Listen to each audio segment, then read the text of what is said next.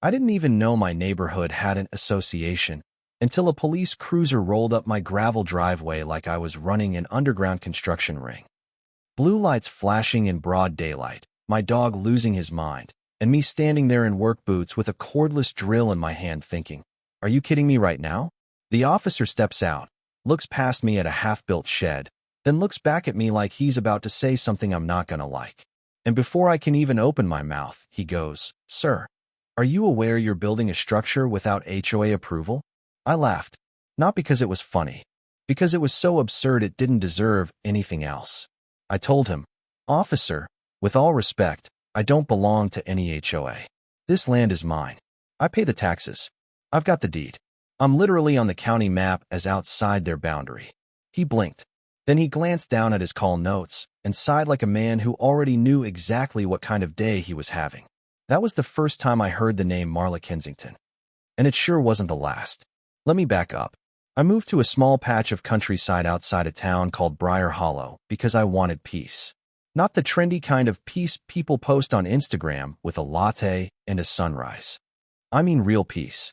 Dirt roads, quiet mornings, space to breathe, 5 acres of scrub pines, a little creek that runs after heavy rain, and enough distance from the nearest neighbor that I could play music in my garage without bothering anyone. I didn't move there to be social. I didn't move there to join committees. I moved there because my entire life had been noise, and I was tired. Tired of landlords, tired of crowded parking lots, tired of other people's opinions being treated like laws. I saved for years, bought the place outright, and the first thing I wanted to do was build a simple shed to keep my tools out of the weather. Nothing fancy. For walls, a roof, a door that actually closed, and maybe a little workbench. I checked the county rules, pulled the permit, got it approved, and started working. 2 days into construction, I hear tires crunching on my driveway. A white SUV creeps up like it's afraid my land might bite it. Out steps this woman in oversized sunglasses, stiff posture, and that tight smile people wear when they're pretending to be friendly while mentally sharpening a knife. She didn't even introduce herself at first. She just looked at the framing, like my shed was a personal insult, then looked at me and said, "You didn't submit your plans to the association." The way she said association made it sound like she was talking about the Supreme Court. I wiped sweat off my forehead and went, "I'm sorry, who are you?" She straightened up like she'd been waiting her whole life for that question. "Marla Kensington, president of the Briar Hollow Community Standards Board." That's when I realized this wasn't a normal conversation. She had papers in her hand. She held them out like they were a warrant. "Your shed violates our architectural guidelines. It needs to be approved. And if it's not approved, it has to come down." I said, "Ma'am, I'm not part of your HOA. This property isn't inside your neighborhood." She smiled like I'd just told her the earth was flat. "Oh, honey, everything out here is part of it. We keep standards in Briar Hollow." I pointed toward the road. "My address is off County Route 11. Your subdivision is off Meadowgate. Different entrance, different parcels. I'm outside your boundary." She shook her head, slow and disappointed, like I was a child who couldn't learn. "That's not what our records show." So I went inside, grabbed my deed and the survey map that came with the purchase, and laid them on the hood of her SUV. I traced the lines with my finger. "See this? That's your HOA boundary. See this? That's my property. Not included." Marla barely glanced. She waved a hand like paperwork was an opinion. "Those maps are always outdated. Our board has jurisdiction here." Then her voice dropped into that sweet poison tone. "You can cooperate now, or you can deal with consequences later." She turned to walk back to her SUV and added, "I'll give you 48 hours to stop construction and remove what you've built." I watched her drive away, still holding my drill, thinking, there's no way a grown adult just said that with a straight face. I assumed that was the end of it. You know how you sometimes think, okay, weird interaction, moving on. Yeah. No. The next afternoon, I'm cutting plywood when I hear the crunch of tires again. Different vehicle this time. Sheriff's office. A deputy steps out, hand resting near his belt like he's been told to expect trouble. He says, "Sir, we got to report you're building an unpermitted structure on association property." I just stared at him. "On whose property?" He repeats it. I exhale, set the plywood down, and walk to my truck where I keep a folder with all my land documents because I'm not stupid. I show him the county permit. I show him the deed. I show him the survey map. He takes his time reading it. Then he looks at me with a tired face and goes, "Yeah, you're not in their jurisdiction." I said, "I know." He nods toward the road like he's already imagining the conversation he's about to have. This complaint came from the HOA president. I almost laughed again. The deputy leans in a little and says, "Off the record." She does this a lot. Then he actually apologized, like genuinely. "Sorry she's wasting your time." Before he left, he added, "If she keeps calling, document everything." That sentence turned out to be the best advice I got all year. After that, it wasn't like Marla came back and admitted she was wrong. She didn't back off. She escalated. And I learned something real quick about people like her. They don't need to be right. They just need to win. If they can't win with facts, they win with exhaustion. One week, it was my dog. I have an old mutt named Hank who barks when strangers pull onto the property. You know, like a dog. Suddenly I've got an officer at my door saying there's a disturbance complaint about constant barking. Hank's sitting at my feet, quiet as a statue. The officer looks around, sees nothing, and says, "Is everything okay?" I go, "Define okay." He gets it immediately. The next week, it's illegal dumping. I'm dragging fallen branches to a burn pile, the kind every rural property has, and a cruiser pulls up because someone reported I was disposing waste improperly. The officer sees the pile, sees the cleared yard, and he just shakes his head. Let me guess. Marla. I didn't even have to answer. Then it got personal. After my shed was finished, I parked my work truck in my own driveway. It's not a monster truck. It's not leaking oil. It's a plain old pickup with some scratches on the tailgate. I come out one morning to a neon orange sticker slapped on my window. Community violation notice. Unsightly vehicle. Unsightly. On 5 acres. Behind trees. Where you can't even see my driveway unless you're trespassing. I called the number on the notice and some guy answered like he'd been waiting to scold me. I said, "I'm not in your HOA." He goes, "You're adjacent, so you're subject to standards." I said, "That's not how property law works."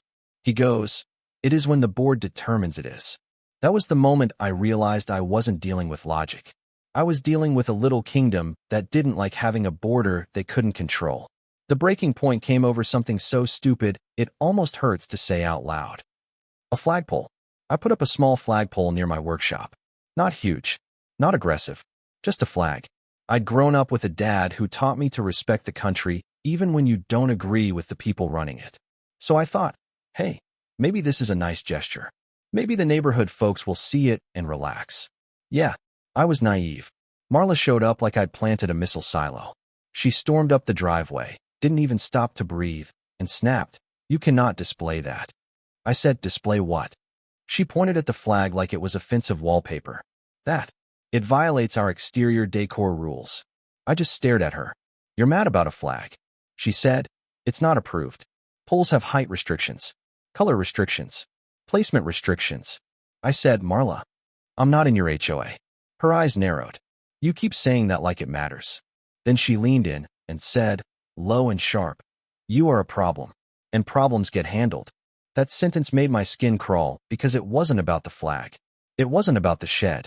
It was about control. She turned and walked away like she'd just filed a verdict. 20 minutes later, I hear sirens again. Another officer. Another call. Unsafe installation. Potential hazard. Unauthorized structure. The officer looked embarrassed before I even spoke. I didn't yell. I didn't insult anyone. I just felt something in me snap like a dry branch. I said, "Officer, I'm done. I'm done being polite about this. I own this land. I have never signed HOA documents. I never agreed to their rules.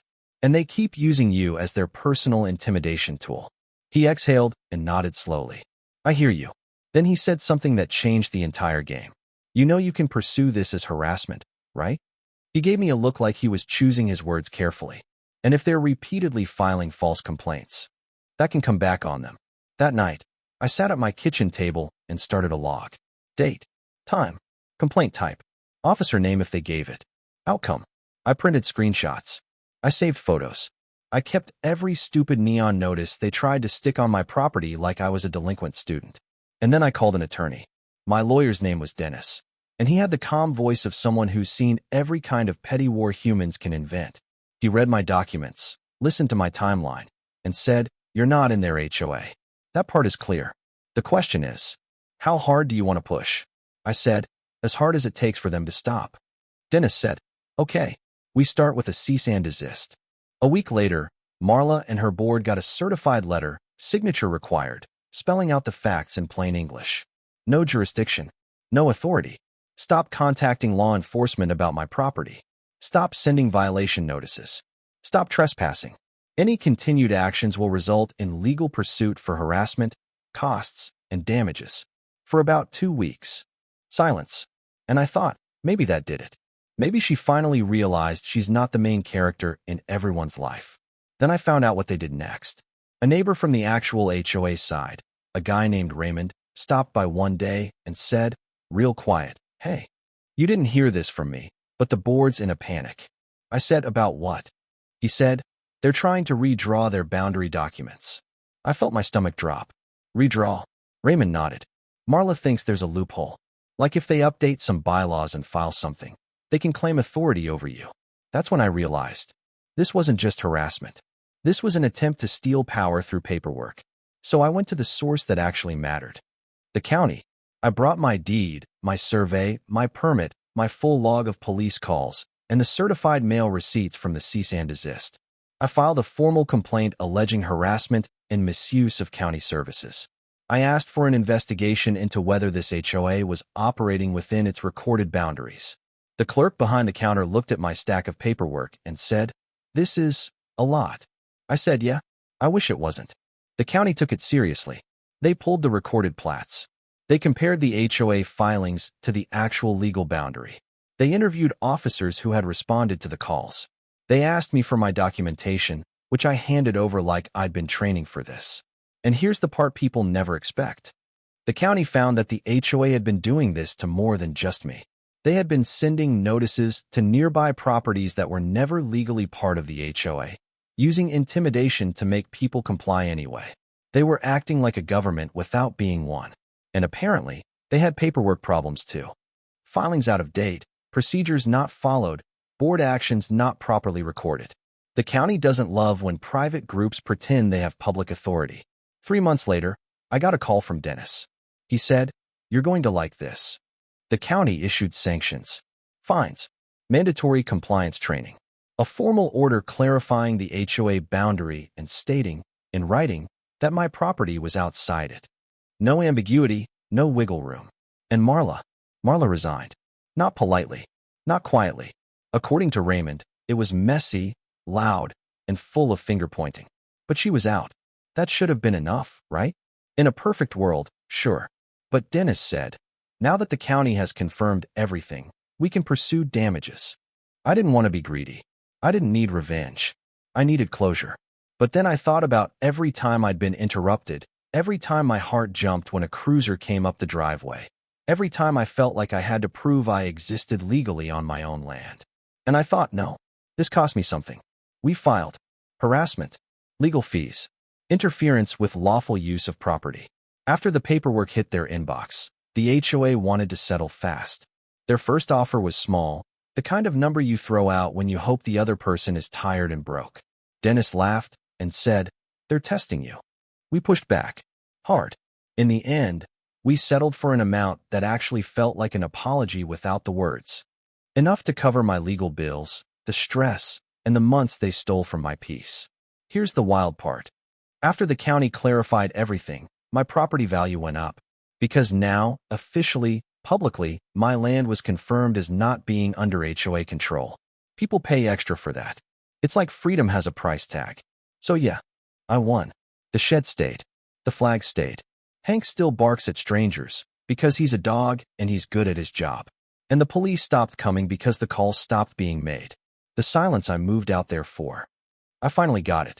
But I'm going to end this with something that might rub people the wrong way. I don't think Marla thought she was the villain. I think she thought she was protecting standards. I think she genuinely believed that anyone who didn't fit her idea of neat and controlled was a threat.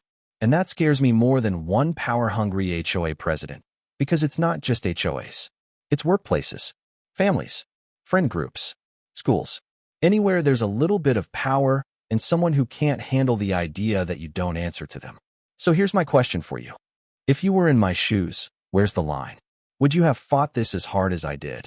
Or would you have just complied to keep the peace, even if you didn't know them a thing? And do you think people like Marla should face real consequences for wasting public resources? Or is it just annoying and not worth legal action? Drop your take in the comments. I want to hear the stories you've seen, the petty power trips, the moments you finally stood up for yourself. And if you enjoyed this kind of story, hit like, subscribe, and share it with someone who's ever been told to follow the rules by a person who didn't actually have any authority to make them.